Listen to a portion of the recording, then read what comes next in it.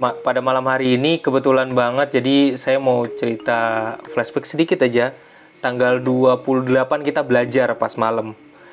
29 pukul 00 itu saya langsung bangun, badannya panas. Saya nggak bisa nyium. Nah, itulah mulai awal dari situ. Terus saya bingung, 3 hari itu sesak napas. 3 hari sesak napas, ya tidur juga susah, badannya panas, sesak napas. Nggak enak banget sesak napasnya. Jadi karena di situ ada lendir, jadi kalau sekarang saya udah bisa napas panjang, udah bisa. Tapi waktu pas 3 hari pertama tanggal 29 itu berat banget saya itu. Terus kemudian cuman bisa banyak berdoa, banyak berjemur. Terus kemudian ya udah pasrah, harus tetap gembira semuanya ya. Moga-moga teman-teman juga gembira. Terus kemudian saya juga berdoa, moga-moga waduh nanti kalau pertemuan Vicon ketiga gimana ya, sempet gak ya gitu. Ternyata pas hari Kamisnya udah sembuh, penciuman saya udah sembuh gitu. Penciuman udah sembuh, udah balik, nafsu makan udah balik semua, tinggal tenggorokannya aja. Lalu 14 hari kemudian abis itu PCR-nya hasilnya udah negatif. Tapi saya butuh waktu seminggu lagi sebelum meyakinkan diri supaya nanti bergabung sama keluarga yang ada di bawah gitu. Jadi yang kena 3 orang ya gitu. Padahal saya juga udah ketat banget untuk untuk jaga protokol kesehatan, tapi kena juga akhirnya. Tapi terima kasih malam ini kita bisa ketemu semua. Terima kasih sekali lagi. Tetap hari ini hari yang spesial buat kita semua karena saya punya bahan yang bagus buat teman-teman. Semoga menginspirasi dari bahan ini dan akhirnya mungkin Tuhan mengizinkan untuk membawakan bahan ini buat teman-teman juga sembuh pada waktunya ya. Jadi kalau tanggal 12 waktu itu kalau kita kelas malam mungkin belum selesai ya. Saya masih kurang bagus, tapi sekarang pas tanggal 15 ya. Terima kasih untuk hari ini. Ini menjadi wujud doa buat kita bersama, teman-teman. Banyak peristiwa yang saat ini dirasa cukup ya berat ya buat Indonesia, karena ada berita-berita miring yang mengatakan juga Indonesia itu mirip kayak di India. Jadi juga ada negara-negara luar yang mempersiapkan pesawat terbang, mempersiapkan diri juga untuk menarik warganya kembali keluar dari Indonesia ya. Itu juga ada. Jadi tetap semangat buat semuanya. Nah, saya punya bahan. Saya nggak tahu teman-teman akan bisa download nggak lewat WhatsApp. Tapi kalau nggak bisa, saya kasih bahan ini buat pegangan. Nah, saya upload dan hari ini spesial banget. Semoga teman-teman tercerahkan. Nggak selamanya pelajaran, kayaknya pelajaran tuh perlu membumi juga. Pendidikan kewarganegaraan perlu membumi juga, apalagi dari bahan yang saya kuasai dan sesuatu yang sangat saya suka. Pendidikan karakter juga. Jadi saya langsung aja ya slide screen. Semuanya boleh saya tahu dulu kondisinya, posisi kita masing-masing nih. Saya boleh lihat sapa teman-teman dulu, posisinya mungkin bisa kasih tahu saya di mana saat ini. Saya tulis dulu ya, Happy Cengkareng ya, Jakarta Barat. Oke. Boleh saya tahu dari teman-teman dulu ya, posisinya dulu ya. Ya. Boleh nulis terima kasih Bang Karandika nih ya di Cawang, Bang Charles di Bekasi, ada yang juga di Sidoarjo ya. Terus sebentar, chatnya saya ini dulu, partisipannya saya tutup, bisa dibaca.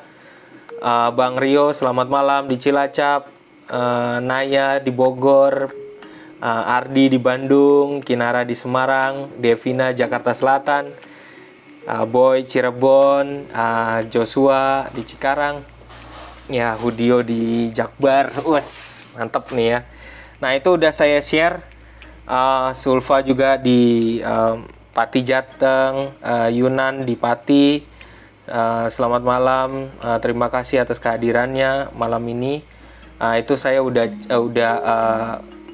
kasih, tinggal di-download.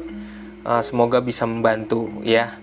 Malam ini pokoknya spesial banget buat teman-teman semua. Apalagi di masa pandemi. Sebenarnya sayang sih kalau saya ngajarin ini di masa pandemi. Paling bagus sebenarnya, tapi harapannya ilmu yang nanti didapat kiranya bisa di-share buat banyak orang ya, semoga mencerahkan buat rekan-rekan. Mungkin ada di sini yang udah ahli dalam bidang keuangan, tapi semoga ini bisa menginspirasi buat teman-teman yang lain juga ya. Saya gedein dulu ya. Bang Okta udah bisa kelihatan Bang Okta nih slide-nya?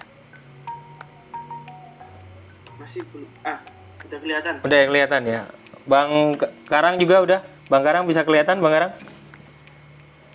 Aman, Pak. Oke, thank you ya.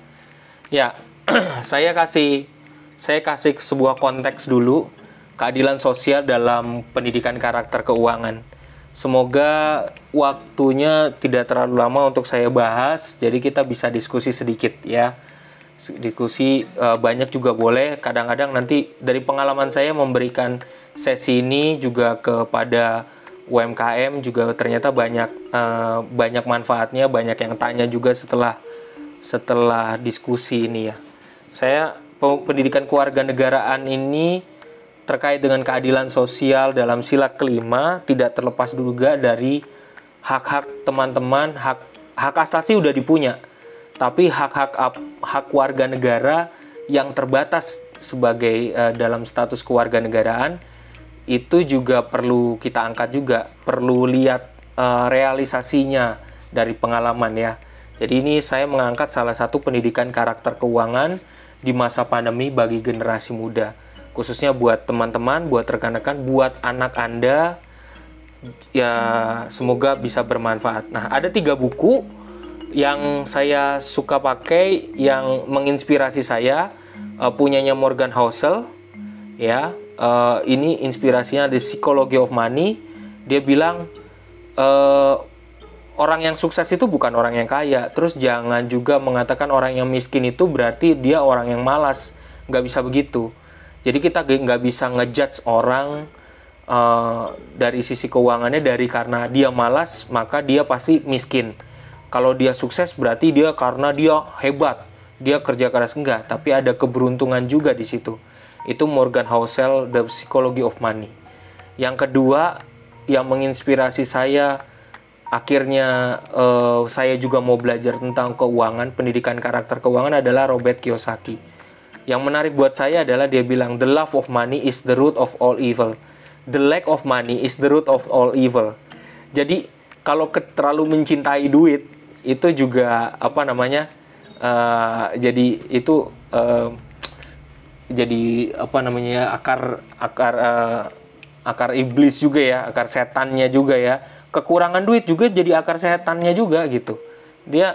Robert Kiyosaki ini dia pintar banget dalam menata keuangan. Maka kalau mau baca bahasa di Gramedia aja, beli bukunya berbahasa Indonesia juga nggak masalah, mau bahasa Inggris juga nggak apa-apa. Rich Dad Poor Dad ya. Dia sangat sistematis, sangat praktis ya, karena dia juga ada usaha untuk bikin soal perumahan ya gitu. Nah, yang terakhir adalah Benjamin Graham. Benjamin Graham adalah gurunya Warren Buffett. Warren Buffett mungkin rekan-rekan udah kenal siapa Warren Buffett. Benjamin Graham itu keluarin buku judulnya The Intelligent Investor. Bukunya ini berat, tapi sebenarnya kontekstualnya itu di Amerika. Tapi ilmu-ilmunya itu bisa diterapin buat kita yang di Indonesia kalau dalam berinvestasi di pasar modal. Jadi ngebantu banget. Tapi buku yang paling terbaru adalah The Psychology of Money. Itu yang paling update ya. Jadi gitu. Ini buat inspirasi.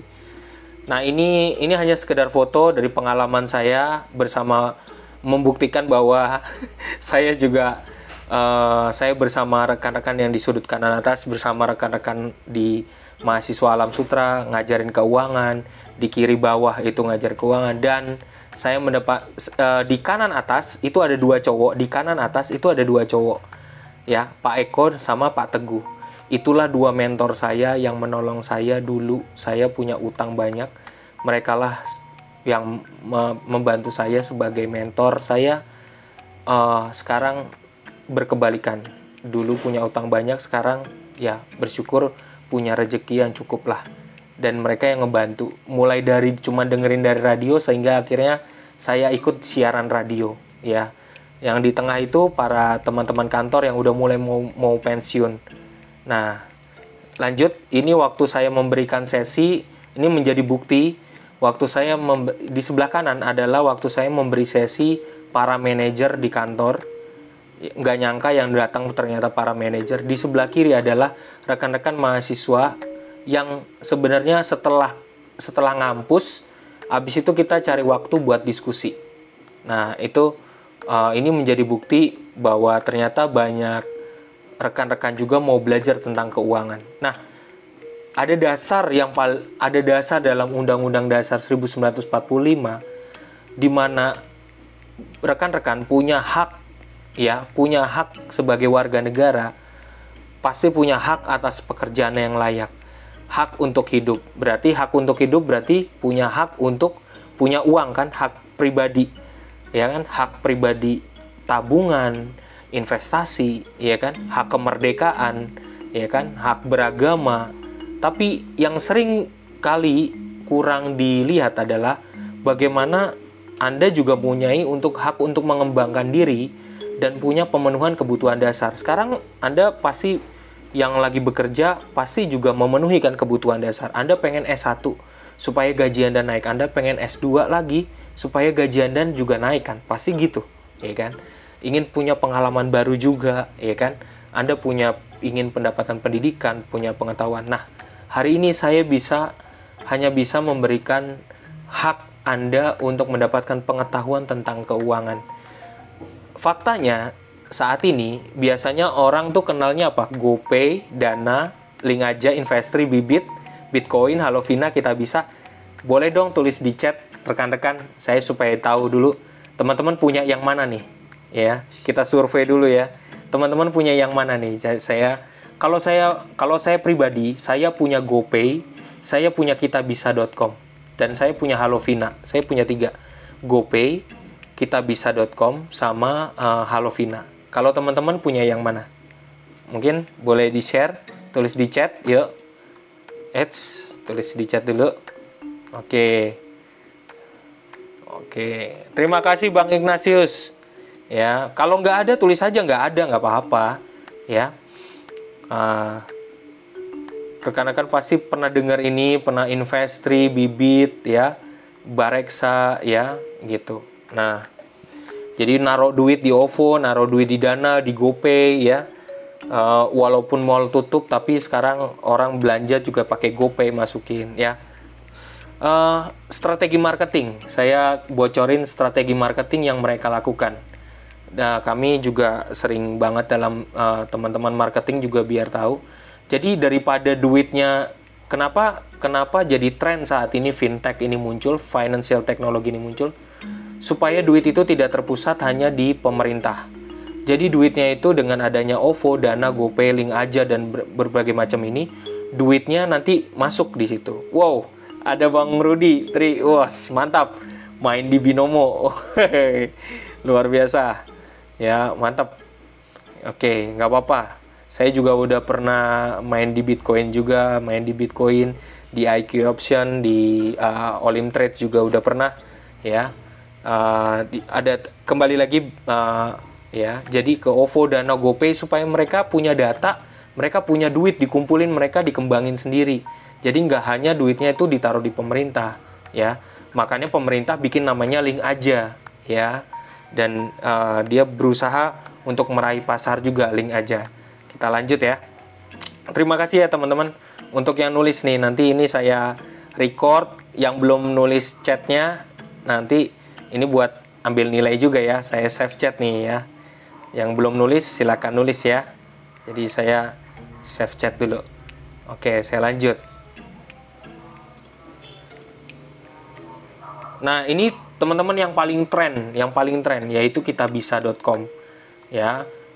Di mana orang tuh gotong royong, banyak juga yang mohon bantuan juga ya. Ini salah satu bentuk menurut saya contoh yang baik. Menurut saya ini salah satu fintech ya yang baik, di mana kita terlepas dari pemerintah, kita menggalang dana untuk saling ngebantu ya gitu.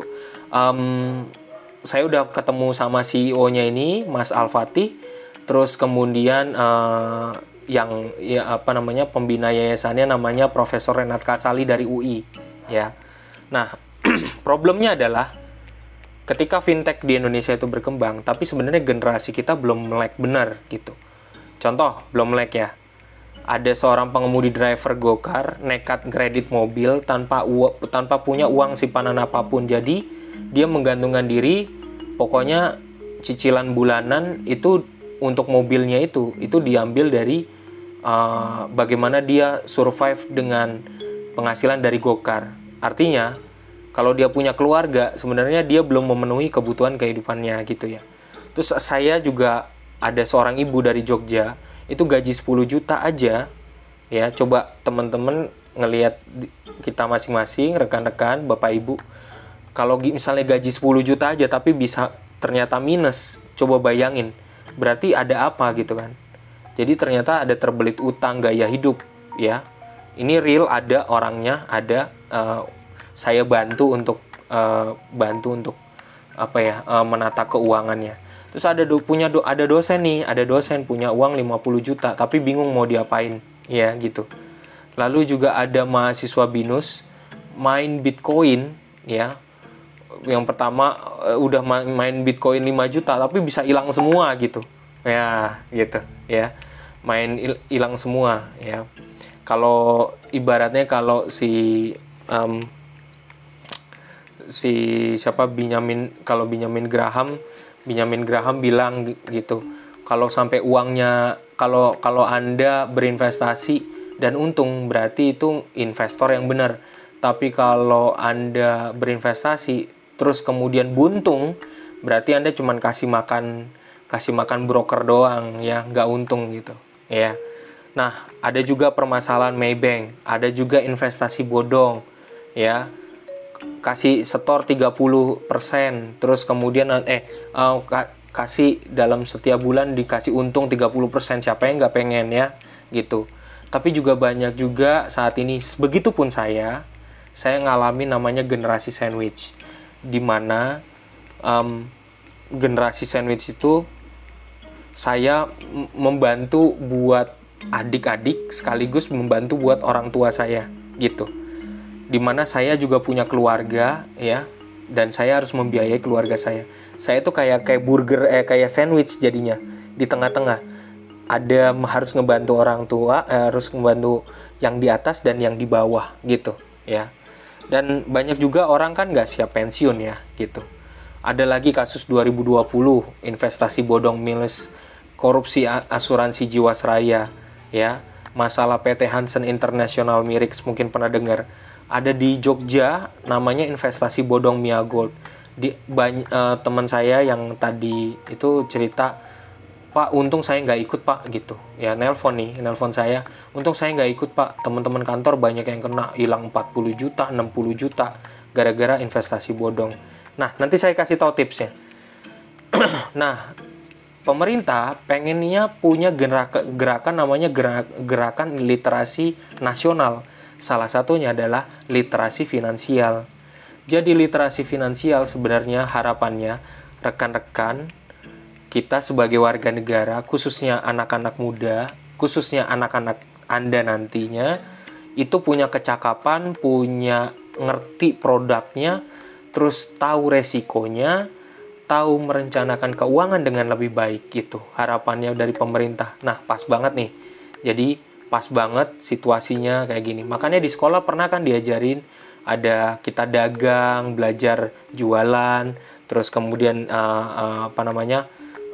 belajar untuk bikin pemasukan pengeluaran ya gitu. Nah, ini fakta saya. Di sebelah kanan adalah siklus kehidupan keuangan yang paling ideal. Tapi fakta keluarga saya ini real saya cerita buat teman-teman, adalah yang di kiri. Saya tuh waktu itu nggak punya tabungan banyak, nggak ada. Keluarga susah keuangannya, nggak pernah ada laporan keuangan atau keterbukaan keuangan di dalam keluarga, baik ibu sama bapak. Ya hampir bercerai mereka, tapi nggak ada gitu. Keluarga tuh kurang tahu investasi, selain cuman invest tanah doang gitu. Dan saya juga ngalamin, adik-adik saya sampai saat ini ngalami generasi sandwich.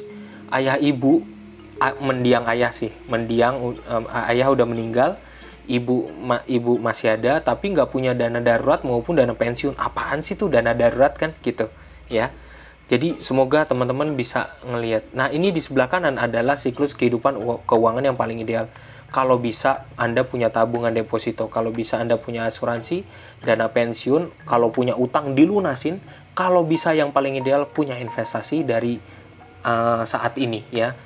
Nah, tips pertama dari saya, dari belajar dari pendidikan karakter, keuangan dari mentor saya, ada tiga tips sebenarnya. Menabung, belajar membedakan kebutuhan sama keinginan. Apa yang penting perlu berguna, fokus pada tabungan masa depan. Pernah kan kita dulu di sekolah kita pernah diajarin ini. Saya juga di SD juga pernah ini, di SMP juga pernah lakukan ini. Sadar atau enggak, pasti Anda menitipkan uang di sekolah habis itu mencatat uang, jadi Anda bisa ngambil uangnya untuk koperasi. Anda dilatih dengan buku tabungan ini. Ini waktu saya di Bekasi, saya dilatih dengan ini sama sekolah, ya. Lalu ini hasil penelitian, bayangin ya, hasil penelitian saya di 2020 dengan mahasiswa BINUS yang akhirnya saya harus dari hati ke hati mencoba mencari tahu mahasiswa BINUS tuh berapa sih duitnya sebenarnya ya gitu. Kalau ini survei saya ini saya lakuin di Kemanggisan. Jadi saya secara acak mendekati beberapa mahasiswa, tapi harus dari hati ke hati supaya saya tahu sebenarnya. Nah, bayangin ya, ada nomor mahasiswa yang sebentar, mana yang duit paling gede? Ada mahasiswa yang punya sampai savingnya, responden nomor 3 ini laki-laki, responden nomor 3 ini laki-laki, duitnya itu pernah nyampe 100 juta dengan uang jajan per bulan 1,5 juta ya gitu. Ini ya, saya masih ingat nih, responden ini laki-laki apa cewek saya masih ingat. Terus kemudian ada responden yang keempat, ini laki-laki 68 juta dalam tabungannya dengan uang jajannya per bulannya, sebenarnya uang pengeluarannya per bulan 2,4 juta ya gitu. Yang lebih lucunya adalah responden nomor 10 adalah seorang wanita ya. Itu uangnya di tabungannya 50 juta, tapi uang jajannya percaya nggak? 20 ribu. 20 ribu. Wanita ini saya kenal, saya tahu tempat tinggalnya, dan saya tahu bagaimana dia tertib dalam menata keuangan. Dia udah diakomodasi semuanya, tapi dia punya uang sekitar 50 juta.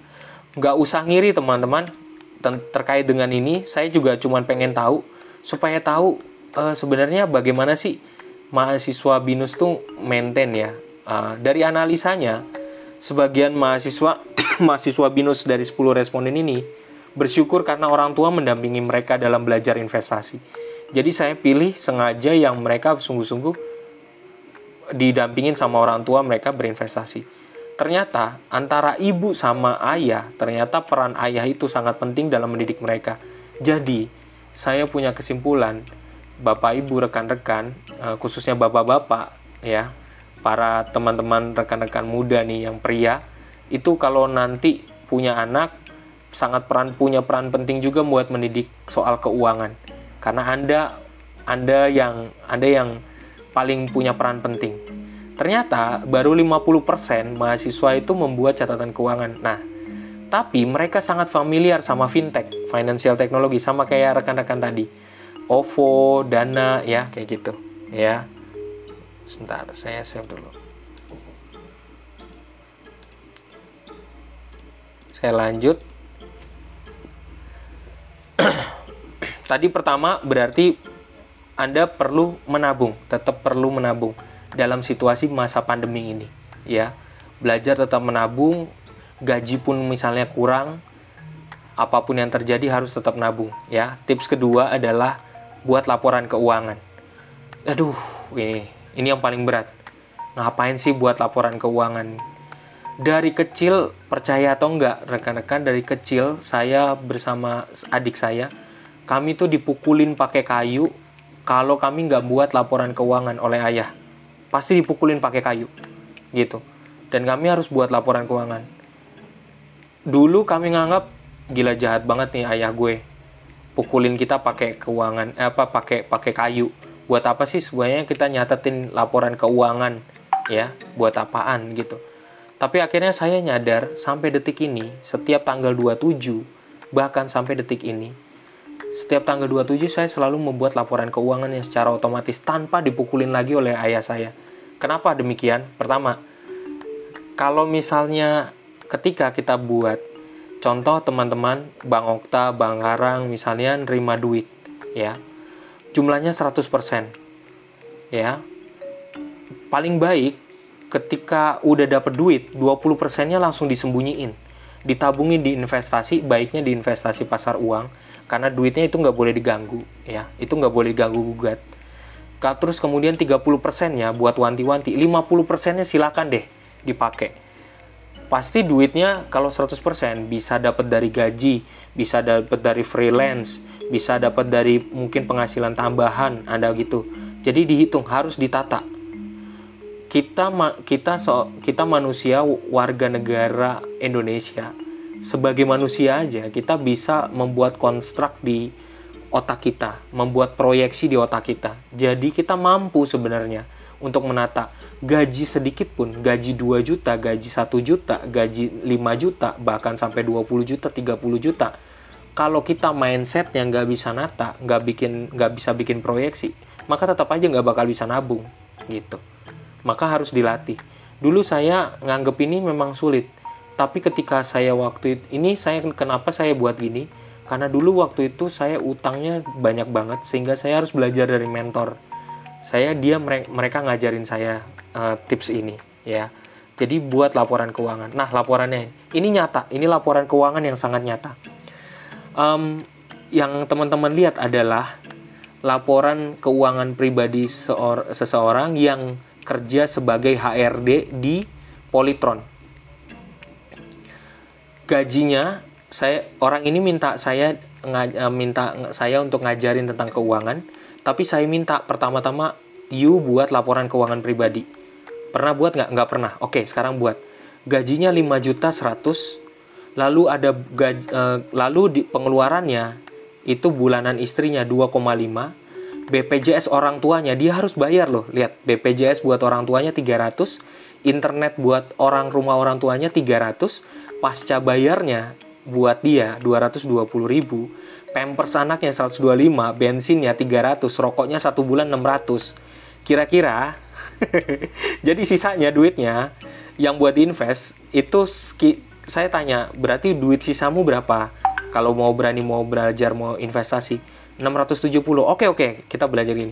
Sekarang dari laporan keuangan ini, coba teman-teman tebak mana yang bisa dikurangin. Silakan tulis.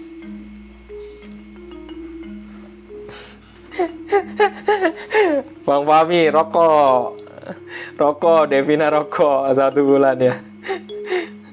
Rokoknya kenceng juga 600.000 ya, gitu. Rokok ya, iya. Bang Joshua rokok juga nih. Saki, ada lagi nggak Pampers anak atau apa, BPJS-nya atau bulanan istrinya dikurangin? amat alatas. Rokok tapi susah sih, woy. Susah ya, bener ya? Iya. Jawabannya, iya, internet orang tua ya. Kalau internet orang tua, kalau memang bisa untuk sementara pakai pulsa aja kuota, ya dipakai aja kuota kan gitu ya.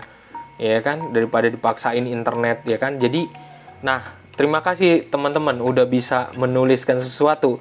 Berarti dari sini udah paling nggak pesan saya udah nyampe nih. Jadi udah bisa udah paling nggak poinnya buat 100 buat teman-teman nih. Paling nggak udah tahu laporan keuangan kayak gini, berarti gue bisa nata berarti gue bisa ngurangin apa yang memang mesti gue kurangin gitu ya. Jadi teman-teman udah belajar 1 poin untuk bikin laporan keuangan. Inilah yang terjadi kalau setiap tanggal 27 saya lakuin. Kenapa sih harus buat ini? Ada alasannya. Ini real laporan keuangan masa pensiun ibu saya. Saya kasih real ini. Bayangin, ibu saya udah pensiun. Ternyata berasnya 1 bulan itu setelah pensiun kan berarti udah nggak ada pemasukan kan? Ya kan? Berarti harus ngandelin apa? Uang tabungan. Untungnya ibu saya PNS. Jadi ngandelinnya sebenarnya PNS. Ya, uang dari PNS. Bayangin, perkiraan hidup setelah pensiun kerja. Berasnya 1 bulan 500.000, 6 galon air buat 1 minggu bersama ada saudara di sana juga. Ada gasnya 1 bulan 150, listriknya 600, pamnya 60.000, belanja rutin rumah. Sebenarnya ini bisa dikurangin ini, tapi rata-rata udah 3 juta. RT sampah 40.000, bayar koperasi rutin 200, arisan koperasi 100, arisan keluarga besar 30. Jadi totalnya di masa pensiun ibu saya ternyata dia masih harus ngeluarin 4.872.000. Teman-teman, kalau nggak nabung dari sekarang, bisa bayangin masa pensiun kita kayak apa? Ya, saya nggak nakutin, saya memberikan semangat yang luar biasa buat teman-teman supaya duitnya diinvestasikan. Ya, pertanyaannya investasi apaan Pak ya? Gitu kan gitu. Ya, bagaimana kayak gini? Harus di deposito kah atau kemana? Tapi ini fakta real punya ibu saya. Saya memberikan bukan omong kosong, dan ini ibu saya nggak pernah nyusun untuk perkiraan biaya setelah pensiun kerja. Maka saya membantu ibu saya, coba mah kita susun yuk, kita susun. Berarti berapa duitnya? Berarti berapa kurangnya? 4.872 itu, terus kemudian dari pensiunnya aja cuma dapatnya nggak full gini. Jadi masih sebenarnya minus statusnya. Oke, kita lanjut. Sekarang investasi. Kurangi pengeluaran Anda, belajar cari pemasukan tambahan, investasikan. Bisa survei online, jadi blogger, jual foto di Shutterstock, Appen Global, freelance, Fiverr, ataupun teman-teman menjual di Tokopedia, di Shopee, segala macam. Investasikan. Investasi bukan berarti cuman soal duit ditaruh, enggak. Tapi Anda menginvestasikan diri untuk di tempat lain di mana Anda bisa mencari peluang. Contoh, buat teman-teman yang suka misalnya jawab survei online untuk dapetin dolar, teman-teman bisa di Surveipolis ya. Buat sampingan. Jadi kalau lagi nggak kerja, kalau lagi iseng ya, sampingan di Surveipolis cari. Kalau saya blogger, saya share apa adanya. Kalau saya blogger, saya pengen blog saya menghasilkan uang. Saya pakai namanya Pop Ads di sebelah kanan atas. Jadi, saya seorang blogger, tapi secara otomatis ada Pop Ads, sama kayak Google Ads juga sama. Pop Ads-nya menghasilkan duit, bentuknya dolar, nanti secara otomatis jadi tabungan buat di masa tua saya, gitu. Ya, jadi kayak gitu. Di sebelah kiri bawah itu ada free pick. Kalau teman-teman jago desain, jago fotonya bisa netral, kirim aja ke situ. Nanti dapat uang kok, bener. Teman-teman kantor saya juga ngelakuin hal yang sama. Jadi dapat uang dari situ. Kerjaan sampingan. Kalau teman-teman sukanya jadi sosial media kontributor, nerjemahin, translate, ya, punya keahlian selain pekerjaan utama, itu gabung aja di Appen Global di sebelah kanan bawah, ya. Jadi kita menginvestasikan diri kita, ya, tanpa mengeluarin duit sekalipun gitu, ya. Anda bisa, ya. Gitu. Contoh berikutnya, oke, Pak, yang versi lain dalam investasi. Kalau Anda udah punya rezeki, ya, Anda bisa masukin rezeki Anda diversifikasi. Kadang-kadang kita masukin di asuransi jiwa, asuransi kesehatan, itu boleh. Masuk ke SBR, obligasi, emas fisik, emas cicilan, pegadaian, deposito, reksadana pasar uang, boleh. Peer-to-peer lending yang lagi tren, ya, juga boleh. Ya, jadi baiknya kalau mau berinvestasi, rekan-rekan tolong selalu hati-hati. Apalagi sekarang banyaknya yang ditanya begini, Ini lagi bagus nih Bitcoin ya, lagi bagus kayaknya Bitcoin. Ini gimana cara mainnya sih gitu. Orang nggak kenalan dulu ya sama deposito sama reksadana sama obligasi, tapi langsung mainnya langsung Bitcoin gitu. Kalau lompat, Benjamin Graham bilang kalau kita nggak kenal itu akan membahayakan diri kita sendiri. Kalau investasi di tempat yang nggak kita kenal itu akan membahayakan diri kita sendiri. Jadi pahamin ada beberapa macam investasi yang teman-teman bisa masuki, tapi pelajari. Satu namanya saham. Kalau saham di pasar modal di Indonesia berarti Anda beli suratnya. Suratnya minimalnya modalnya berapa? 100.000. Enak kan 100.000, murah kan? Tapi jangan beli saham gorengan. Nah, itu ada ceritanya lagi tuh, ya. Hati-hati. Nah, kalau Benjamin Graham bilang, kalau Anda mau berinvestasi di pasar modal, harus sadari bahwa kita harus pelajari itu perusahaan. Sering jual sahamnya nggak? Sering macam-macam banyak hal. Kasih dividen nggak? Gitu segala macam. Itu harus diperhatiin. Terus 10 tahun berkembang nggak? Gitu. Coba kalau lihat contohnya ya. Kalau berdasarkan buku Benjamin Graham, yang paling berkembang adalah BBCA, ya itu kayak gitu sahamnya. Kedua, reksadana. Reksadana itu, wah, gue mau invest tapi gue nggak punya sempet waktu. Biarin ininya aja, fund manajernya. Wah, modalnya berapa? 100.000. Modalnya cuma 100.000. Masukin ya, bisa gitu. Nah, terus kemudian deposito. Kalau deposito saya udah pernah nih, waktu SMP saya udah deposito, lo bayangin. Saya waktu SMP saya udah deposito. Deposito saya masukin uang 8 juta. Saya masih ingat persis 8 juta saat itu saya masukin, keuntungannya untuk setiap bulannya itu keluarnya itu sekitar 40.000 gitu. Deposito itu nggak bisa semena-mena langsung ditarik gitu, nggak bisa. Kalau reksadana sama saham bisa langsung jual, reksadana bisa tarik, tapi deposito punya jangka waktu karena Anda titip di bank, tapi duit Anda aman gitu. Dijamin di bank kalau banknya masih hidup ya, gitu ya. Makanya saya pelajari benar gitu. Waktu itu saya dulu sekarang saya investor saham, saya investor juga di reksadana, tapi dulu waktu di SMP saya udah di deposito gitu ya. Obligasi saya nggak bisa masuk karena dulu duitnya harus 1 miliar kalau mau masuk obligasi punya pemerintah. Sekarang udah dibolehin 1 juta, tapi saya kasih tahu triknya. Sayang banget kalau naruh duit di obligasi cuman 1 juta, cuannya kecil, cuannya benar-benar kecil. Jangan. Kalau punya 1 miliar masukin di obligasi ya. Mendingan kalau mau cuman duitnya kecil, taruh di reksadana pasar uang, cuannya lumayan. Nah, ada juga generasi yang old itu pengennya naruhnya di properti. Yang mereka kenal itu properti gitu.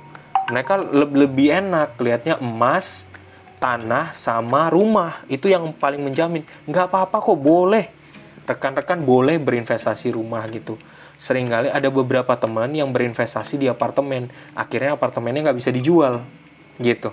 Ya. Itu fakta ya. Nah, tapi ada juga yang suka dengan berinvestasi emas, ya. Emas kan unik ya, bisa ibu-ibu suka nih. Ibu-ibu tuh suka banget sama emas. Tapi saran saya juga belajar dari para mentor saya, emasnya kalau bisa jangan bukan emas anting, emas cincin, jangan. Emas logam mulia, ya, itu mantap itu, ya. Ntar kalau misalnya waktu itu saya pernah ketemu dengan seorang wanita yang dia bawa emasnya itu emas anting, emas itu, terus kemudian habis itu dia suratnya itu udah nggak ada semua, dia jual, kemudian dijual murah, dia tawar tinggi nggak, dia minta tinggi nggak bisa, karena pasti emas-emas itu akan dilebur gitu, itu emasnya akan dilebur, jadi jauh lebih murah ya, pasti rekan-rekan juga lebih tahu di sini. Nah, Indonesia ini mulai fintechnya semenjak internet kita mulai kenceng, mulai tahun 2016-2015 ya, itu internetnya kenceng, mulai muncul namanya fintech tuh muncul, ada Danamas, Coinworks, Amarta, Investri, Modalku, Dana Cepet, dan yang lain-lain. Pasti teman-teman tahu juga kayak Kredivo, terus kemudian yang macam-macam ya, fintechnya macam-macam.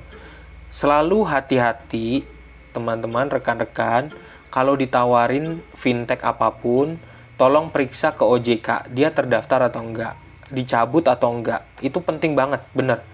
Serius, banyak banget yang terjebak karena naruh sembarangan gitu.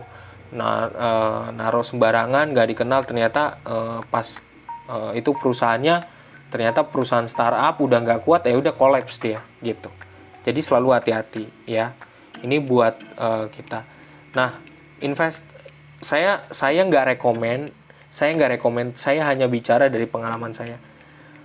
Kalau ditanya Kak Happy, Pak Happy itu investnya sekarang di mana? Saya invest di reksadana pasar uang itu menggunakan sekuritas namanya Indo Premier di iPod ya, di iPod Pay ya. Ini cuma share buat teman-teman. Saya sama sekali tidak rekomendasi, tapi bagaimana pengalaman saya, ternyata bersyukur banget cuannya banyak dari sini. Reksadana pasar uang buat Anda yang takut duitnya hilang atau Anda yang nggak berani taruh di saham, taruh aja di reksadana pasar uang. Anda nabung, diemin, Anda tidur, dan Anda menjadi sleeping investor. Kalau Lo Keng Hong bilang naruh di saham dengan menjadi sleeping investor gitu. Itu dia karena dia udah nabung, udah mempelajari, dia dulunya juga sama ya, belajar dari paling dasar hingga akhirnya ke saham, sehingga duitnya sekarang bermiliar-miliar. Tapi kalau menurut saya konteksnya dari Lo Keng Hong, dia pernah bilang itu, Lo Keng Hong itu, buat teman-teman yang belum tahu, Lo Keng Hong itu adalah Warren Buffett-nya di Indonesia gitu. Lo Keng Hong itu sebenarnya konsepnya sleeping investornya sama. Taruh duitnya Anda bisa naruh duit di reksadana pasar uang dan didiemin aja, nanti dia akan berkembang. Reksadana pasar uang cenderung naik terus dibandingkan kayak kalau saham bisa terjadi penurunan ya. Tapi ini nggak rekomendasi, cuman buat teman-teman supaya tahu kalau saya investasinya di mana ya. Ada juga teman kantor saya yang belajar juga di peer-to-peer lending. Peer-to-peer lending itu, jadi kalau misalnya Bank Karang, Bank Okta, terus kemudian Bank Muhammad, Bank Saki ya, punya rezeki banyak ya, punya duit banyak ya. Jadi diversifikasi ya, duitnya dibagi-bagi gitu ya. Andai kata Bang Okta akhirnya punya 10 juta. Ih gila, ini duit 10 juta masih nganggur, ngapain ya? Oke, kita taruh di peer-to-peer lending namanya Investri. Jadi, menurut saya ini website yang paling detail, yang paling lengkap, mencantumkan nama perusahaannya apa. Bang Okta menjadi seorang pemuda. Bang Okta pengen punya usaha, tapi nggak punya usaha, gitu. Tapi gue pengen dapet cuan. Caranya gimana? Taruh di Investri, Anda menjadi pemodal bagi perusahaan besar, gitu, ya. Jadi nanti keuntungannya Anda pilih perusahaan grade A plus, biasanya mereka akan membayar. Tapi untuk saat ini, situasi pandemi saat ini, pastinya perusahaan-perusahaan lagi sulit. Nanti kalau kalau situasi pandemi ini udah berakhir, perekonomian udah baik, baru Anda masuk di sini, gitu. Saran saya ya, gitu. Kalau teman-teman punya rezeki banyak, ada sampai berani bener-bener ada duit nganggur 100 juta, 200 juta, atau teman saya aja punya uang nganggur aja 3 juta, dia masukin di sini. Nanti dia pilih ya, teman-teman.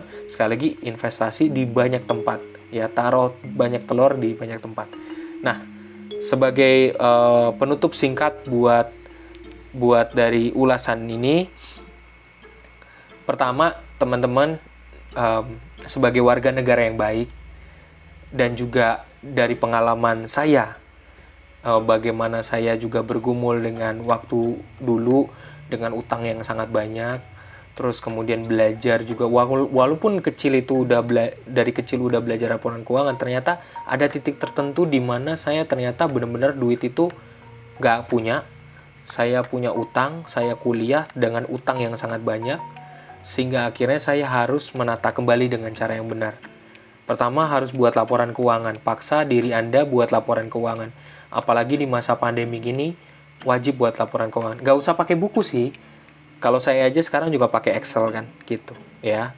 Pakai Excel, cuman laporan keuangan supaya Anda tahu, Anda bisa membuat proyeksi ke depan. Ih gila, sisa duit gue sebenarnya berapa sih, gitu. Mana aja yang bisa gue kurangin. Kedua, kalau teman-teman terima gaji, 10%-nya langsung disisihin, ya, dikubur. Saya bilang dikubur, dengan ungkapan dikubur, kuburnya kemana? Di reksadana pasar uang. Anda nggak sentuh itu, 10% aja Anda nggak sentuh itu, Anda simpen, duit itu berkembang sendiri, tanpa Anda sentuh. Nggak boleh disentuh sekalipun, ya. Nggak boleh disentuh, ya. Ketiga, kalau bisa, teman-teman, rekan-rekan juga punya dana darurat. Contoh, Bang Karang. Bang Karang itu, saya tanya misalnya, Bang Karang sebulan berapa Bang? Punya kalau pengeluaran 2 juta. Bang Okta berapa kalau pengeluaran sebulan? Oh 5 juta. Nah, buat dana darurat Anda minimal 3 kalinya pengeluaran bulanan. Ya. Buat dana darurat Anda 3 kalinya pengeluaran bulanan. Saya ceritain fakta yang benar-benar nyata untuk rekan-rekan, saya nggak mau munafik. Adik saya itu seorang driver gokar. Adik saya seorang driver gokar. Waktu dulu dia kerja di kantoran. Sayangnya hanya karena moodnya dia nggak cocok, akhirnya dia keluar. Saya bilang jangan keluar, tabung duitnya, jangan keluar dari kantor gitu. Lo harus nabung gitu, ya. Tapi ternyata dia dengan duit yang tidak ada, terus akhirnya keluar dan tidak pernah membentuk dana darurat ini. Akhirnya dia kesulitan sendiri kan, gitu. Contoh, kita ambil contoh. Andai kata Bang Okta, Bang Karang punya dana darurat minimal 3 kalinya pengeluaran bulanan tadi, amit-amit ceritanya, amit-amit dipecat ya, amit-amit dipecat ya, amit-amit dipecat, bisa bertahan hidup kan dengan dana daruratnya kan, bisa kan, 3 bulan, paling nggak 1 bulan udah dapat pekerjaan baru. Itu maksudnya proyeksi strategi dalam manajemen keuangan di Indonesia itu masih kurang. Literasi keuangan seperti ini yang kurang ya. Anak-anak cuman diajarin cuman buat nabung, tapi nggak bisa untuk bertahan. Makanya dibilang oleh Morgan Housel dalam bukunya Psychology of Money, setiap orang itu pasti mengejar uang. Siapapun Anda, dari maupun kelas menengah atas maupun kelas menengah ke bawah, setiap dari kita pasti kita mengejar uang. Kita berusaha untuk menabung uang, bekerja keras, tapi sayangnya kita bisa menjadi kaya, tapi tetap tetap kaya itu nggak bisa. Artinya gini, ketika kita udah ngumpulin duit, tapi kita nggak bisa maintain duitnya untuk stabil di masa depan kita, gitu. Itu Morgan Housel dalam Psychology of Money, dia bilang gitu. Nah, yang paling terpenting, rekan-rekan, saya ngerasain banget bagaimana pahitnya punya utang, punya cicilan. Kalau punya utang sama punya cicilan, dilunasin, gitu, ya, dilunasin. Kalau punya kartu kredit, kalau punya utang, dilunasin bener gitu. Ini realistis, sesuai dengan kondisi dengan kita sebagai warga negara saat ini. Saat ini menjadi kesulitan di masa pandemi gini. Ada orang yang karena tadi nggak menata keuangannya, akhirnya hutang sama cicilannya nggak bisa kebayar. Kan sulit kan? Itu berat banget. Maka terus kemudian tips berikutnya, kalau dapat uang jajan, apalagi THR, diinvestasikan. Kalau nggak perlu buat dijajanin, diinvestasikan aja. Disimpan di reksadana pasar uang, ya. Atau mau taruh di saham, ya terserah, itu nggak apa-apa. Kalau mau taruh di deposito atau obligasi juga nggak apa-apa. Jadi kalau dapat THR disimpan, ya gitu. Dana darurat itu 3 kali pengeluaran bulanan untuk mitigasi resiko kalau Anda tiba-tiba kehilangan pekerjaan. Ya, jika enggak, ini cuma tips saja. Saya juga punya pembantu di sini. Pembantu saya juga belajar, kita saling belajar untuk nata keuangan juga. Saya sering tukar pikiran dengan mbak saya, pembantu saya juga pinter juga ngatur keuangan, jadi sering tukar pikiran. Jadi saya punya berharapan yang sering dalam arti bodoh dalam keuangan seringkali adalah pembantu. Pembantu itu kadang-kadang nggak punya tabungan, jadi dia kumpulin duitnya, nyimpen duitnya itu di bawah bantal. Itu ada real, ada kayak gitu. Pembantu tuh nyimpen duitnya di bawah bantal, saking nggak punya tabungan. Nah, orang-orang yang macam ini yang harusnya dibantu, dikasih pengertian untuk belajar nabung, taruhnya di tempat yang aman ya gitu. Terus kemudian habis itu berinvestasi ya gitu. Nah, harapan saya semoga hari ini rekan-rekan kalau punya utang terlepas dari utang, jadi melek finansial, mampu kelola kondisi keuangan, THR, bonus, dana darurat, dana investasi, dana pensiun ya. Jadi nggak mudah tertipu ya segala macam investasi yang memberikan keuntungan tinggi ya. Dan harapan saya juga bisa mewujudkan kemanusiaan yang adil dan beradab dan keadilan sosial bagi seluruh rakyat Indonesia, karena kita masyarakat Indonesia yang beragam, yang sangat beragam, punya ras, punya agamanya banyak. Kita termasuk sangat beragam, apalagi multicultural. Kalau udah kata multicultural artinya kita belajar, kita punya budaya dan tapi kita belajar dari budaya yang lain gitu. Maka seringkali yang saat ini masih bertahan, bukti menjadi manusia yang gotong royong adalah contoh. Kita lihat siapa, boleh nulis di chat di sini, siapa yang orang tuanya, bapak ibunya masih ngelakuin arisan, atau Anda masih ngelakuin arisan keluarga. Arisan. Ayo nulis di chat. Siapa yang sampai saat ini masih ngelakuin namanya arisan ya. Nah, terima kasih nih yang udah nulis di chat nih ya. Masih. Nah, tuh. Ada arisan RT, RW, terus keluarga inti ada, kakak beradik ada, ya kan? Nah kan, arisan, ya kan? Ya kan? Nah, makna arisan sebenarnya itu kalau menurut saya nggak nguntungin siapa, nggak nguntungin, cuman artinya arisan itu menunda pengeluaran, menahan keinginan untuk berbelanja, menunda pengeluaran sehingga duitnya diputar dulu untuk siapa, nanti kemudian duit itu akhirnya balik lagi ke kita. Beda kedua, tingkatan kedua adalah setelah arisan online dengan admin. Ya. Yang kedua tingkatannya adalah koperasi. Nah, koperasi ya.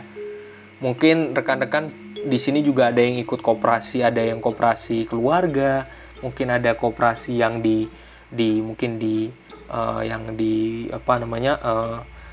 tetangga, RT RW ya, koperasi gitu ya.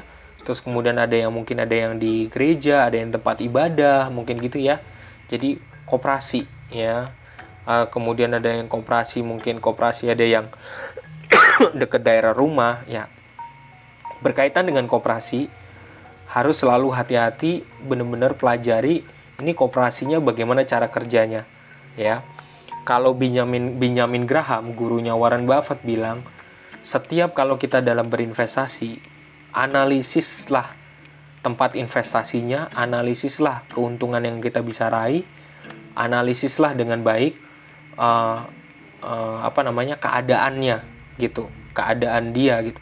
Koperasi itu banyak, tapi harus dipelajari ini koperasinya aman apa enggak. Ini aneh enggak nih dia, memberikan keuntungan banyak atau enggak. Nih selalu hati-hati. Koperasi pelecit Pak, yang kalau bayar dapat sobekan kertas. Oh, awan nih Muhammad Fakih ini apa nih ya maksudnya ya? Bro Muhammad ini maksudnya apa ya? Gue kagak ngertiin.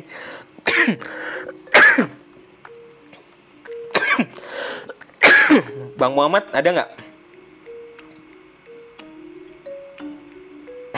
Mana nih Bang Muhammad? Oh, koperasi lintah darat Pak. Koperasi lintah darat. Wah, koperasi lintah darat ya. Jadi ya ada berat. Oke, ini ada. Nah, ini sekarang rekan-rekan boleh memberikan tanggapan, boleh. Saya tutup share-nya dulu ya. Saya suka nih kalau ada pertanyaan nih ya. Contoh ya, kita sharing aja nggak apa-apa. Ada waktu masih tersisa sampai lewat 30, kita berbagi ya, berbagi kehidupan real kita. Nah, ini ada Yunanta Ilham. Berarti cicilan itu termasuk kebutuhan pengeluaran atau terpisah, Pak? Contoh rumah, mobil, ya, cicilan. Kebutuhan itu itu pengeluaran, ya. Itu sebenarnya masuknya dalam pengeluaran. Ya. Jadi kalau kita mobil kan biasanya cicilan. Nah, itu per bulannya kita catat tuh pengeluarannya, cicilan mobilnya berapa per bulannya. Tapi sebenarnya kita dalam buku besar kita udah masukin mobil itu dalam laporan besar keuangan kita. Itu kita naruh sebenarnya total mobilnya itu berapa, minusnya itu berapa, ya. Jadi kita udah taruh tuh, dikurangin. Saya contoh. Saya punya cicilan juga saat ini rumah sekitar 500 juta. Sisanya sekarang 300 juta. Jadi saya cicil tiap bulan itu sekitar bersama istri 5,5 setiap bulan. Tapi utang yang utama, yang besarnya itu kita catat gitu. Berapa sisanya? 300. Nah, nanti kalau ini udah kurangin lagi jadi gitu. Disendiriin, ya. Jadi biasanya aset, kita nyebutnya aset. Contoh, aset, kalau kita punya HP itu aset. Kalau kita saat ini teman-teman di depan Anda punya laptop itu aset. Kalau Anda sekarang lagi punya rumah, Anda beli rumah Anda sendiri, itu namanya aset. Jadi didata asetnya. Kita tuh punya aset berapa. Nah, dikurangin dengan utang kita tuh berapa gitu. Anda punya aset mobil kan? Aset mobilnya. Ya, aset mobil contoh. Mobilnya harganya 200 juta. Tapi sisanya sekarang berapa utangnya? Nanti dikurangin gitu. Ya. Jangan-jangan ternyata utangnya udah sisanya cuman 30 juta, ya. Sisanya 30 juta. Nah, gitu, ya.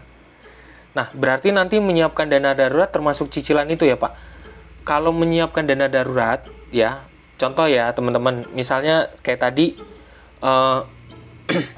kalau kita misalnya kita pengeluaran, kita langsung nyatetin dulu nih, ya, punya pengeluaran, gini, kita punya pengeluarannya tuh kurang lebih 3 juta. Nah, kita mampu ngumpulin dana darurat itu minimal 3 kalinya itu berapa jumlahnya. Misalnya ternyata aku mampunya ngurangin langsung setiap bulan tuh 100.000 atau 200.000. Pokoknya kumpulin sampai 3 kalinya tadi. Gitu. Ya. Dana daruratnya disimpan lagi, ya. Disimpan gitu. Ya. Yang paling penting adalah rekan-rekan kalau punya THR, kalau nggak perlu dikeluarin, disimpan. Itu bisa jadi dana darurat, ngebantu. Ya, penting banget. Faktanya di kantor saya, waktu saya ngasih sesi di kantor dengan para manajer, itu ternyata di antara mereka banyak banget yang nggak bisa buat laporan keuangan. Sehingga sampai terkaget-kaget ketika mereka ternyata, gila ya, gue gaji gede pun ternyata gue nggak bisa nabung gitu. Nah, itu benar-benar fakta. Dan setelah ngitung, sampai ada satu teman kantor yang gajinya itu habis ternyata sebagian besar hanya untuk naik di jalan tol, biaya jalan tol, habis duitnya, maka dia harus maintain gitu. Nah, terima kasih Bang Ignatius. Gaji naik, pengeluaran naik. Iya bener ya. Kalau bisa gaji naik, gaya hidup tetap stabil, ya. Kalau bisa, ya. Gaji naik, pengeluarannya pun kalau bisa stabil. Saya sendiri bisa membuktikan itu kok, gitu. Gaji saya naik, tapi pengeluaran itu berusaha untuk tetap stabil, jangan sampai naik juga, ya. Nah, ini yang dimaksud Bang Ignatius, inilah yang dikritik dalam buku The Psychology of Money. Seringkali orang itu gaji naik, tapi pengeluaran naik. Itu berarti dalam psikologi keuangannya dia nggak bisa nguasain keuangannya itu sendiri. Jadi uangnya itu seakan menyetir dia. Padahal kita harus yang menyetir uangnya gitu. Memaintain uangnya. Seringkali yang terjadi gitu, ya. Terima kasih Pak ya benar Mbak Yunanta Ilham, itu kembali di gaya hidup ya. Di gaya hidup, kembali lagi ke gaya hidup. Pokoknya usahain gaji naik, pengeluaran tetap stabil, jangan melebihi. Apalagi kalau pas dapet THR kayak orang keranjingan gitu. Ayo oke, beli apa? Ayo mau yang apa gitu ya. Kalau apalagi kalau udah kerja berapa ya, kalau di BCA itu mungkin kalau di BCA itu berapa ya? Setelah 10 tahun atau 20 tahun ya dapat duit banyak, dapat duit berapa kalinya gaji gitu ya kalau nggak salah ya. Setahu saya ada itu. Itu bahaya tuh kalau sampai keranjang. Ayo kita mau beli apa? Beli kursi, beli apa? Mau beli apa? Ya gitu. Wah, kelewatan kalau kayak gitu ya. Itu bahaya kalau kayak gitu ya. Psikologi. Jadi uang kalau kalau Morgan Housel dalam Psychology of Money dia bilang duit itu sebenarnya tetap benda mati. Yang bikin dia jadi mahal atau murah itu karena mindset kita sendiri gitu. Kita mati pun duit itu tetap ada. Terus kemudian kita konflik soal duitnya itu tetap stabil, diem aja duitnya gitu. Yang bikin masalah itu sebenarnya mindsetnya kita sendiri. Nabilun Najib mau nanya, Pak, kalau ada yang utang menurut Bapak gimana? Ya kalau ada yang utang sama Nabilun ya ditagih, ya kan? Jangan dibiarin. Jangan dibiarin. Saya pun nggak takut kalau misalnya teman kantor ada yang pernah minjem. Saya tahu nih, orang ini sebenarnya lagi bermasalah, tapi dia minjem 200 ribu. Pinjem dulu 200, oke gitu. Kapan balikin? Tanggal 28, oke, tanggal 28. Ternyata dia sampai tanggal 30, deketin aja. Bro, jangan sampai lupa, waktu itu kan lo minjem sama gua 200 ribu, balikin ya, gitu. Nah gitu. Kan itu etika baik dong, gitu.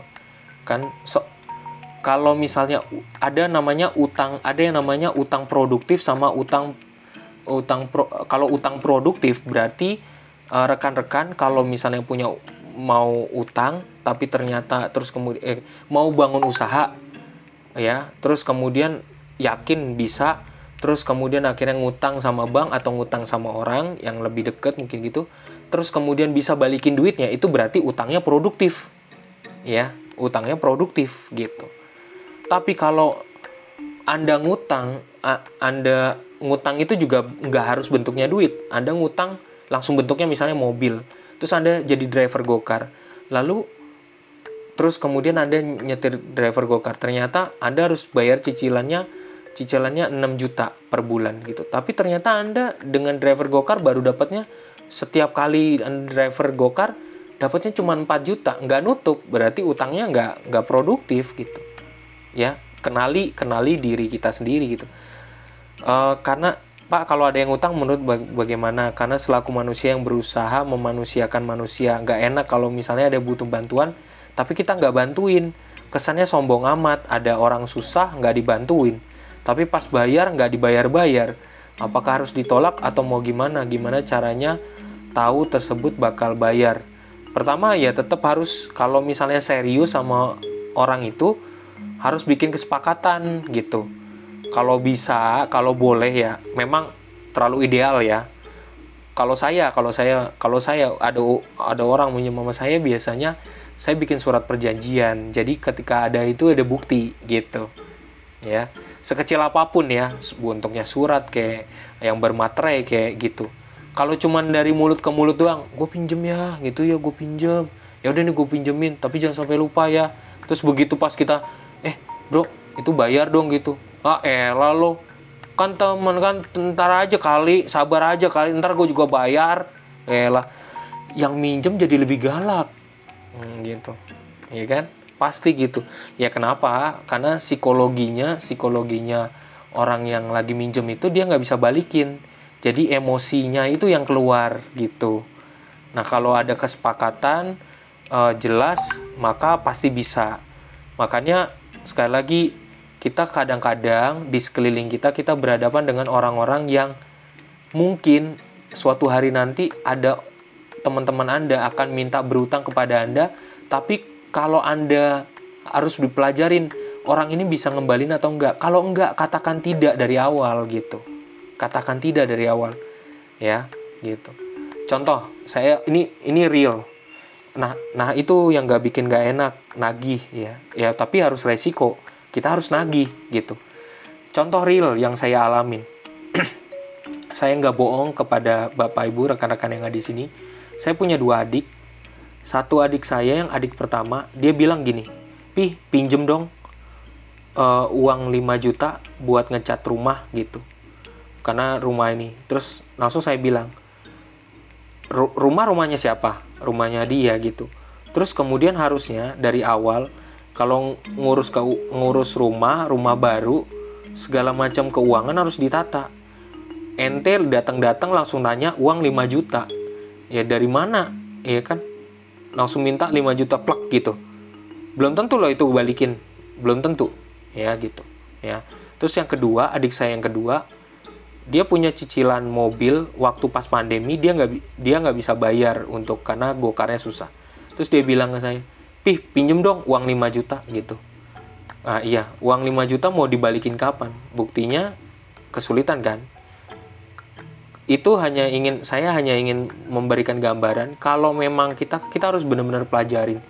Kalau orang itu nggak bisa balikin, jangan pernah kita kasih. Jangan ragu, walaupun dia orang terdekat kita, gitu. Jangan ragu.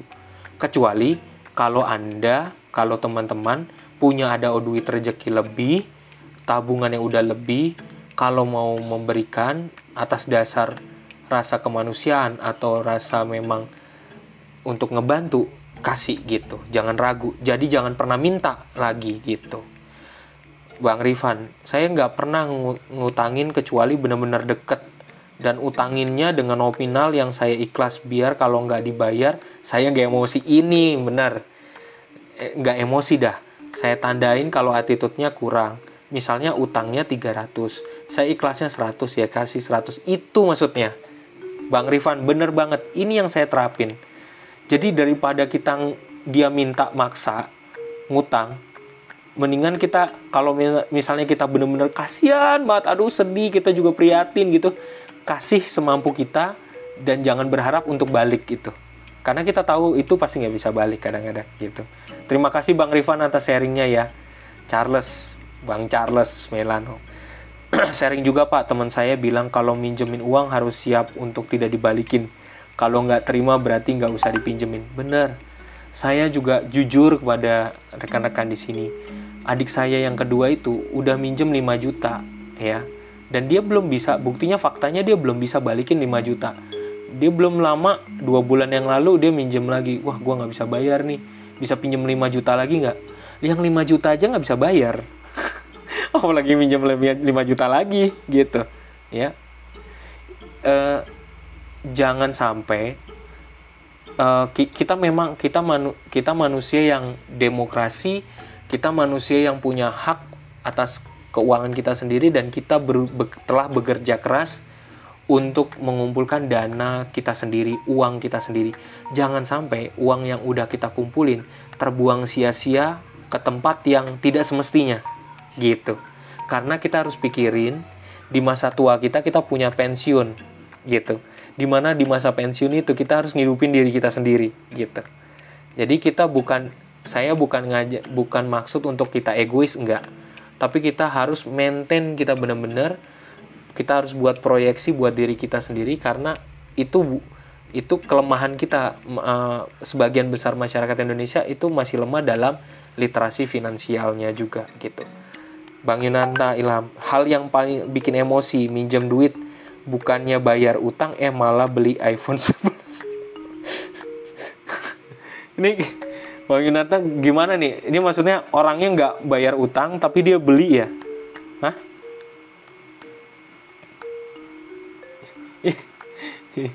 Ya jadi dia malah beli ya gitu. Malah beli ya. Bukannya bayar utang malah beli barang baru. Ini sebagai buat perbandingan ya, saya nggak tahu Bapak Ibu rekan-rekan muda di sini pernah berinvestasi di mana. Tapi kalau boleh saya share, saya investasinya, saya nggak rekomendasi, sama sekali nggak rekomendasi, tapi saya melakukan diversifikasi biar rekan-rekan tahu semua. Saya investasi di reksadana, di sekitar 5 reksadana. Saya investor juga di saham untuk jangka panjang. Saya juga masukin uang juga, taruh duitnya langsung disebar di asuransi jiwa, ya, namanya mungkin pernah dengar, rekan-rekan pernah dengar CAR, Sentral Asia Raya.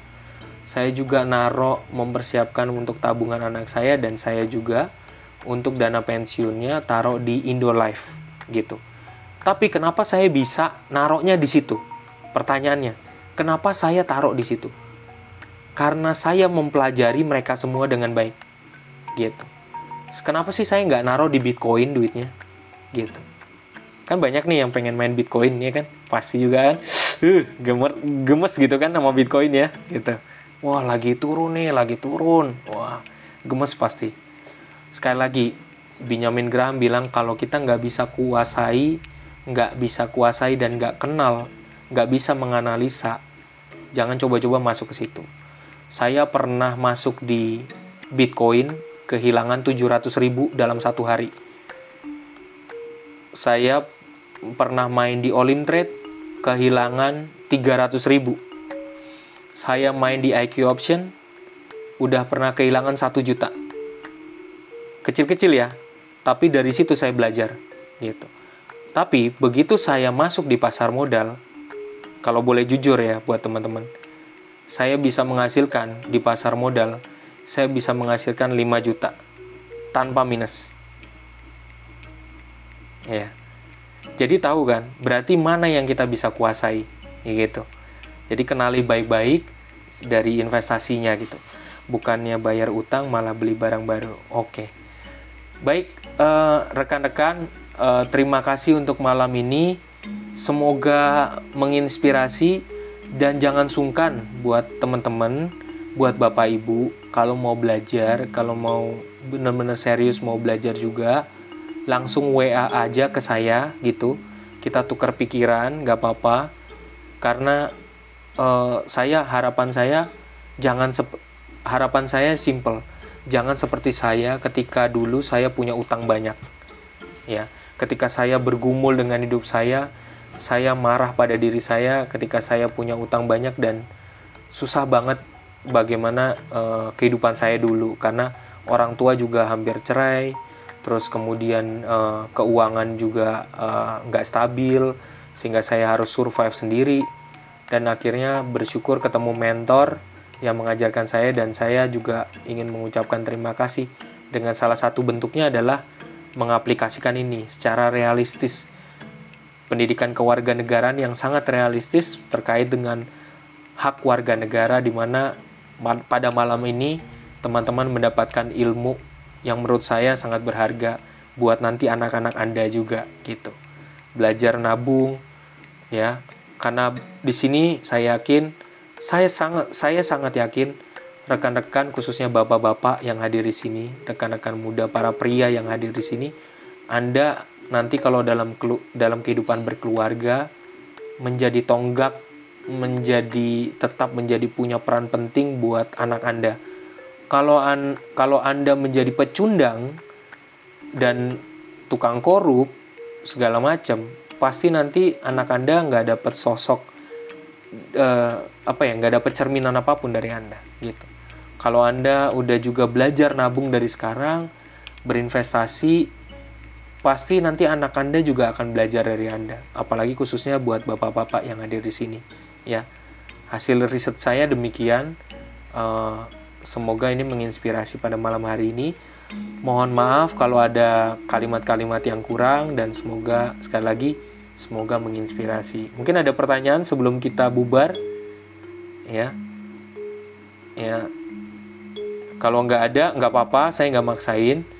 Tapi sekali lagi jangan sungkan kalau teman-teman, Bapak Ibu, kalau tiba-tiba mau WA saya, mau tanya investasi, karena nggak berani mungkin di sini di chatting, nggak apa-apa, saya bersedia untuk jawab. Saya sangat terbuka banget. Kalau mau belajar saham, mau belajar reksadana, saya ajarin gratis, semua ilmunya gratis 100%, sampai nanti Anda juga mau sampai kapanpun tetap gratis buat Anda. Saya nggak pernah minta uang apapun. Tetap ilmunya tetap gratis buat rekan-rekan gitu. Sebagai ucapan rasa syukur saya ya pada kehidupan ini. Dimana masa kecil saya dulu, saya diadopsi oleh orang tua, saya sebagai anak adopsi nggak tahu orang tua saya, dan saya bersyukur udah bisa S1, bisa S2, dan saya cuman bisa bersyukur atas kehidupan ini gitu. Jadi apa salahnya kalau saya tinggal berbagi buat teman-teman gitu. Terima kasih ya buat malam ini. Terima kasih atas doanya juga. Terima kasih. Semoga mendapatkan pencerahan malam ini. Selamat istirahat, selamat tidur yang nyenyak. Jangan sampai lupa Bapak Ibu, tolong jaga kesehatan, minum air putih yang banyak. Terus kemudian kalau jaga prokes, hati-hati pakai double maskernya. Oh iya, jadi pada saat saya lagi kena, sebagai penutup terakhir, saya lupa bilang. Pada saat saya lagi kena, ada sepupu, saya manggilnya Kak Michael. Dia meninggal karena varian Delta. 2 harinya anaknya meninggal karena varian Delta gitu ya. Dan 1 hari yang lalu saya punya pemimpin di gereja. Dia pemimpin pastor. Saya pernah tinggal bareng sama dia selama 1 tahun, dan dia meninggal juga karena COVID gitu. Jadi dalam situasi saya lagi menyembuhkan diri, saya lagi juga bersedih untuk hal ini. Maka tetap semangat ya Bapak Ibu, tetap jaga kesehatan, tolong, penting banget gitu ya. Itu harapan saya buat rekan-rekan ya. Sekarang di BINUS, percaya atau enggak, di BINUS juga banyak yang meninggal karena COVID ya. Itu aja. Pokoknya Bapak Ibu tolong jaga kesehatan baik-baik ya. Itu aja. Terima kasih untuk malam ini. Selamat istirahat, selamat bekerja kembali besok. Tetap semangat, tetap senyum selalu, semangat. Terima kasih Bapak. Terima kasih ya. Terima kasih banyak Pak. Yuk, terima kasih ya. Ya, terima kasih. Saya yang izin out duluan, sehingga nanti biar tetap absennya masuk ya. Terima kasih. Boleh dimatikan layarnya dulu, nanti saya baru ini.